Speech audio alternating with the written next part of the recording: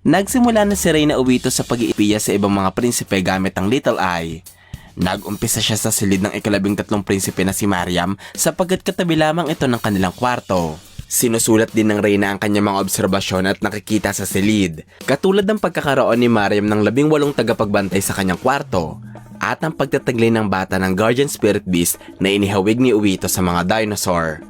Napansin ng Reyna ang napakaraming gwardiya na meron si Mariam sapagkat sobra ito sa 15 tagapagbantay na pwede lamang magkaroon ng isang prinsipe sa loob ng barko. Dahil dito, ipinagpalagay ni Uwito na maaaring lumipat kay Mariam ang mga gwardyang nakatalaga sa kanyang kapatid na babaeng si Momoze. At kung tama siya ng bilang, 6 na lamang ang gwardyang natira sa ika-12 prinsipe. Sa kanyang pagsusulat, patuloy na nagmamatsyag si Bobby Mayna. Gumagamit pa rin ito ng N para malaman kung ano ang pinaplano nila Kurapika, pero wala itong silbi dahil hindi nakakatulong ang N upang makita niya ang sinusulat ng Reyna. Noong natapos na ni Uwito ang pagmamatsyag sa ika-13 prinsipe, inilipat na niya ang pahina at nagbigay ito ng kaalaman kay Kurapika na tapos na ang Reyna kay Mariam at pupunta na ito sa susunod na silid na pagmamayari ni Momoze.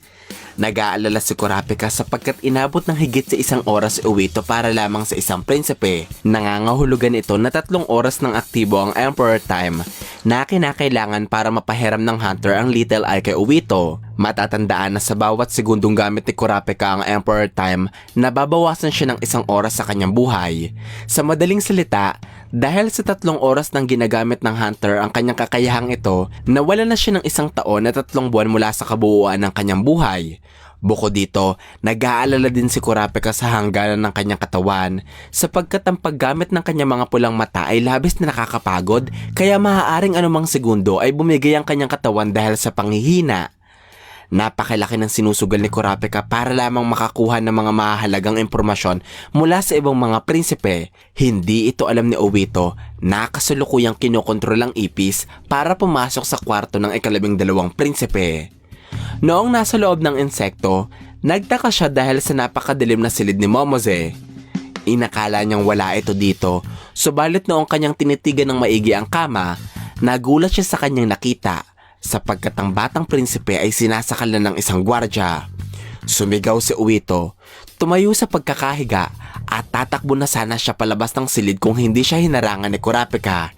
Sinabi ng Reyna sa Hunter na kailangan nilang pigilan ang gwardya sa pagpatay kay Momoze, pero dahil nasa silid din si Bobby Mayna, gumawa ng istorya si Kurapika. Sinagot nito si Uwito sa pagkasabing pagod lamang ang Reyna kaya binangungot ito.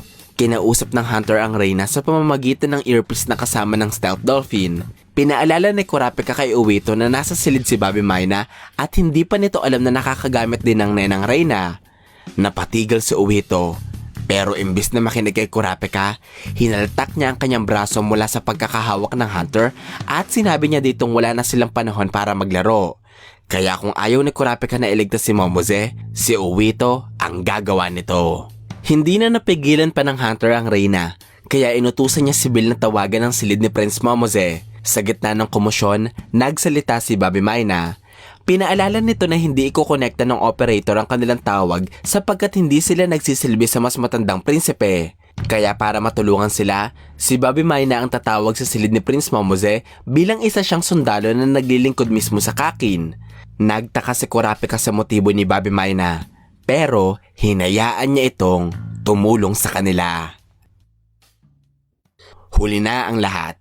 Sa pagtawag nila Kurapika at Bobby Mayna sa silid ni Momoze, kanilang nalaman na patay na ang prinsipe at inalabas na ng mga sundalo ang kanyang bangkay. Nasawi ang ika-12 anak ng hari dahil sa pagkakasakal. Ayon sa investigasyon, nagpapahinga ang 2 sa 6 na gwardya ni Momoze habang ang 4 naman ay nagbabantay sa labas ng silid. Tugma ang salaysay ng 6 na gwardya at pare-pareho silang tumanggi na may taong pumasok sa silid ni Momoze para patayin ang natutulog na bata. Kung ating babalikan ng chapter 366 ng manga, pinaplano na ng mga gwardya ng ika-12 prinsipe ang pagtapos sa kanyang buhay. Nagtagumpay sila dito at walang gustong umamin ng tunay na nangyari. Ipinag-utos ni Reyna si Vante ang pagbitay sa 6 na gwardya pero dahil wala pang sapat na ebidensya sa krimeng naganap, dinampot na lamang sila ng mga sundalo ng kakin para iharap sa korte. Matapos ang kamatayan ni Momoze, kinwestiyon ni Sakata si Kurapika ukol sa nangyari. Tinanong nito kung bakit hindi pinrotektahan ng guardian spirit beast ang bata mula sa mamamaslang. Sinagot siya ni Kurapika sa pamamagitan ng oras ng pagtulog ni Momose. Ayon sa Hunter, maagang natulog ang ika-12 prinsipe kumpara sa kanyang mga kapatid. Maaaring resulta ito ng labis na pagod ng bata dahil sa kanyang Nenbeast na kumukonsumo ng kanyang aura nang hindi niya alam.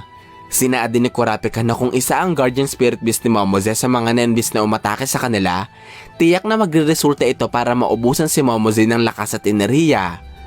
Tama si Kurapika, sapagkat kung ating babalikan, ang Nenbeast ng ika-12 prinsipe ang nagmanipula kay Seared para atakihin ang kanyang mga kapwa-gwardya. Ang lubhang paggamit ng asul na Nenbeast na ito sa aura ni Momose ay nagresulta para siya'y manghina. Nagbigay ng daan sa mamamaslang para kitilin ang kanyang buhay. Isang pangyayaring lubhang nakaapekto kay Obito. Tinanong ni Bobby Mayna ang Reyna kung bakit sinubukan nitong tulungan si Momose gayong kalaban ito ni Wobble sa Succession Contest. Ang tanong na ito ay nagpapakitang alam na ni Bobby Mayna na gumagamit sa Obito ng Nen para matyaga ng silid ni Momose. Sinagot ng lumuluhang Reyna ang sundalo. Sinabi nito na ginawa niya iyon dahil sa simpleng rason, at ito ay dahil hindi niya kayang hayaang mamatay ang isang inosenteng bata. Napatigil si Bobby Mayna matapos marinig ang sagot ng Reyna. Kaya nagdesisyon ng sundalong lumabas sa silid, pahintuin ang paggamit ng N at ipaubaya kay Kurapika ang pagbabantay kay Obito. Nagtaka si Kurapika sa ginawa ni Bobby Mayna sapagkat taliwas ito sa misyon ng sundalo sa kanilang kwarto. Bagamat nagdadalamhati, kinuha ni Reyna Obito ang kanyang ballpen at papel. Ipinagpatuloy niya ang pag-iispiya. Sinubukan siyang pigilan ni Kurapika pero sinabi ng Reyna na ginagawa niya ito hindi para sa Hunter, kundi para sa kanyang anak na si Wobble. Sa pagkakataong ito, nakatanggap si Bill ng tawag mula sa kampo ng ibang mga prinsipe. Nagpaabot ang mga ito ng kumpirmasyon para lumahok sa isasagawang pagbabahagi ng impormasyon ni Kurapika ukol sa Nen. 2 prinsipe lamang ang hindi magpapadala ng kanilang gwardya. Ito ay ang ika-2 prinsipe na si Camila at ang ika-6 na si Tyson. Kaya sa bilang nila Kurapika, 10 prinsipe ang magpapadala ng kanilang mga gwardya. Kaakibat ng kumpirmasyong ito, sinabi ni Bill na meron silang 2 problemang kailangang solusyonan. Una dito ay ang kagustuhan ng mga prinsipeng magpadala ng maraming gwardya, na sinagot ni Kurapika na iuutos niyang hanggang 2 gwardya lang muna bawat prinsipe ang pwedeng lumahok.